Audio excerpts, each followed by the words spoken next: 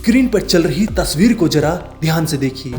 Green और white colour की sweat shirt पहने ये लड़का चेहरे से जितना मासूम दिख रहा है, अंदर से उतना ही हैवान और शैतान है। चेहरे पर स्माइल देखकर तो ऐसा लग रहा है कि जैसे ये कुछ जानता ही ना हो, लेकिन जब आप इसके कारनामे के बारे में सुनोगे तो आप अपने कानों पर विश्वास नहीं कर पाओगे।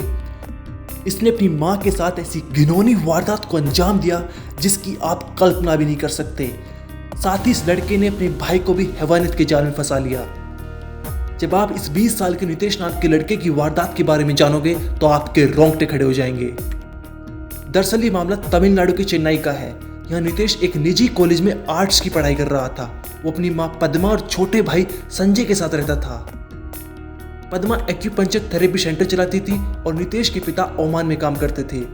आपको बता दें, नितेश अपने कोर्स के कई पेपर्स में फेल हो गया था, जिसको लेकर उसकी माँ उससे बार बार पूछती थी कि वो इन परीक्षाओं को कब क्लियर करेगा। इसी को लेकर एक दिन नितेश की अपनी माँ से बहस हो गई। बहस इतनी बढ़ गई कि उसने गुस्से में आकर अपनी माँ पर चाकू से 2 बार वार कर दिया। उसके बाद जब उसके भाई ने नितेश को रोकने का प्रयास किया तो नितेश ने उसे भी चाकू मार दिया, जिसके चलते माँ और भाई की मौके पर ही मौत हो गई। डबल मर्डर की वारदात को अंजाम देने के बाद नितेश भाई और माँ की डेड बॉडी को छोड़ वहां से फरार हो गया, लेकिन उससे पहले उसने अपनी चचेरी बहन को एक वॉइस नोट भेजा जिसमें उसने हत्याकांड की बात को कबूला। उसकी चचेरी बहन ने तुरंत पड़ोसियों को इसकी जानकारी दी। जब लोगों ने जांच करने के लिए दरवाजा खोला तो तेज बदबू आने लगी, जिसके बाद तुरंत पुलिस मौके पर पहुंची और प्लास्टिक में ढके पद्मा और संजय की डेड बॉडी को बरामद किया। पुलिस ने मौके से हत्या में इस्तेमाल किए गए हथियार चाकू को भी बरामद किया। वहीं घर में अलग अलग जगहों पर खून के धब्बे भी लगे थे।